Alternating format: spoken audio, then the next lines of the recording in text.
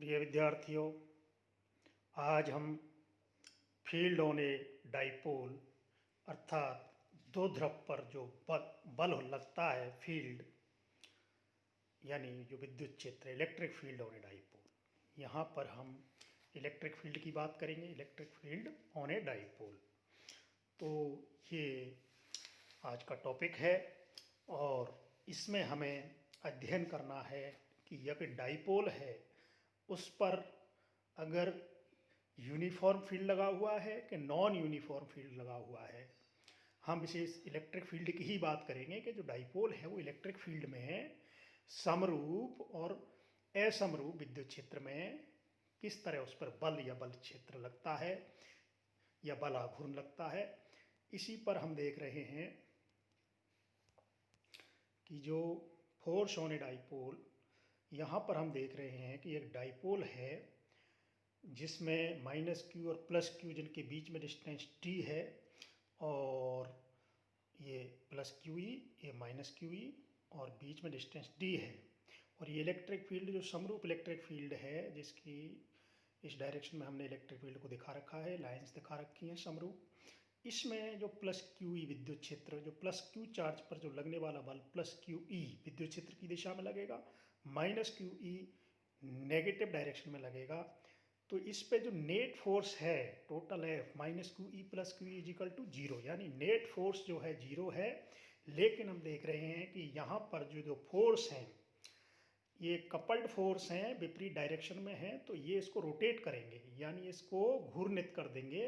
अर्थात डाइपोल पर एक बल आघूर्ण लगेगा और उस बल आघूर्ण का मान जो होगा, इनका मैग्नीट्यूड क्यू ई ये फोर्स और ये डिस्टेंस बीच में, इनके परपेंडिकुलर डिस्टेंस जो होगी डी साइन थीटा होगी।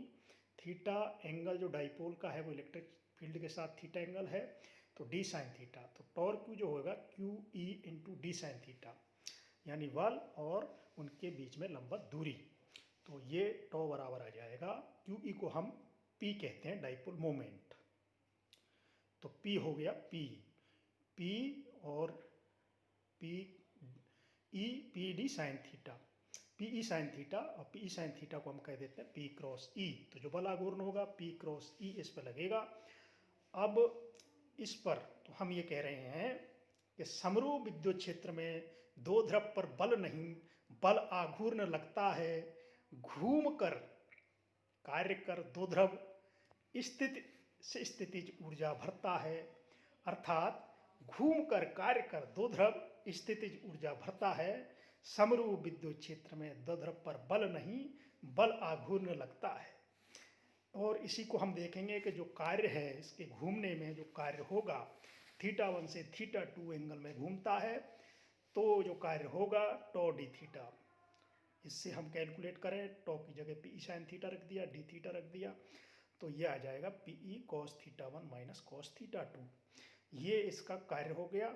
स्थितिज ऊर्जा हमें देखनी है, तो u बराबर -90 से थीटा एंगल तक इसको रोटेट करने में जो पोटेंशियल एनर्जी, ये जो कार्य होगा संग्रहित एनर्जी होगी तो ये हो जाएगा, यानी जो कार्य होगा वही स्थितिज ऊर्जा के रूप में संग्रहित हो जाएगा, हम ये कह सकते हैं। तो एक तरीका से अगर हमने इसको रेफरेंस में 90 डिग्री एंगल ले लिया शुरू में रेफरेंस एंगल के रूप में, और वहाँ से इसको घुमा करके थीटा घुमाया है, तो टॉ डी थीटा इस तरह पी साइन थीटा के रूप में यानी माइनस पी डॉट ई के रूप में हमें मिल जाएगा। तो ये potential energy minus P dot E प्राप्त हो जाती है। तो ये समरूप विद्युत क्षेत्र की बात है। तो समरूप विद्युत क्षेत्र में बल जीरो है, बल आघूर्ण पी क्रॉस ई है और कार्य P E cos theta 1 minus cos theta 2 और potential energy minus P dot E. ये समरूप विद्युत क्षेत्र की बात है। अब हम देख रहे हैं कि असमान विद्युत क्षेत्र, नॉन यूनिफॉर्म फील्ड में दो ध्रुव पर बल शून्य नहीं होगा, बल शून्य नहीं होता। पी डॉट डेल ई बल से दो ध्रुव गतिशील होता है, पी डॉट डेल और ये ई बल से दो ध्रुव गतिशील होगा, यानी उस पर जो बल लगेगा वो पी डॉट डेल ई के रूप में लगेगा। इसको हम ड्राइव करने के लिए हम मान लेते हैं कि असमान विद्युत क्षेत्र है, तो मान लीजिए कि माइनस क्यू जो आवेश है डाइपोल का उस पर विद्युत क्षेत्र ई है और प्लस क्यू जो आवेश है उस पर विद्युत क्षेत्र E plus del D E है और इनके बीच में दूरी डी एल है। तो हम इस तरह सतत रूप में ले लेते हैं।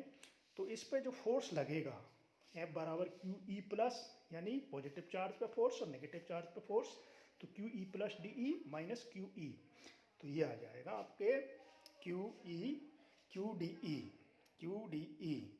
तो ये आ जाएगा क्यू डी ई।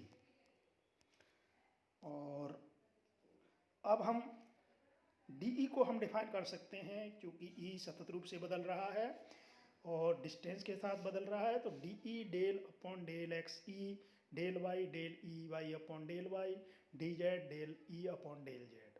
तो ई को हम इस तरह हम डी ई को उसके डिफरेंशिएट के रूप में लिख सकते हैं। ये टोटल डिफरेंशिएट हो गया इसका डी ई और ये लिख दिया। अब चूंकि ये डी एल जो है डी एक्स आई कैफ डी वाई जे कैफ डी जेड के कैफ है, तो ये जो वेक्टर आ रहा है ये एक तरीका से मल्टीप्लाई है डी एल डॉट डेल का। यहाँ पर del I del upon del X plus J del upon del Y, तो ये जो ए डॉट बी वाला प्रोडक्ट है B X plus A Y plus A Z B Z A dot B, तो उसी तरह हम कह सकते हैं कि del operator D L operator का ये डॉट मल्टीप्लाई है। और इसके आगे हम ये लिख देते, ये को इस तरह इसको सिंप्लीफाई कर दिया, इस रूप में लिख दिया। अब चूंकि जो फोर्स है क्यू इंटू डी ई, और डी ई की वैल्यू हमने यहाँ से हम इसमें रख देंगे, और Q into D L dot ये ई हो गया, और क्यू डी एल को हम पी कह देते हैं, पी उसका दो द्रवाघूर्ण हो जाएगा, और dot D P dot del और ई, यही इसका ये आपका लगने वाला बल हो गया असमान विद्युत क्षेत्र में। तो आप सीधा सिंपल डेरिवेशन है और ये हम आसानी से यहाँ पर ड्राइव करते हैं। तो जो असमान जो विद्युत क्षेत्र है उस पर कण पर लगने वाला जो बल है F P dot del E होगा, जबकि समरूप विद्युत क्षेत्र में एफ बराबर 0 होगा। और बल आघूर्ण आपको बता ही दिया। इस तरह आपका ये टॉपिक पूर्ण होता है। धन्यवाद।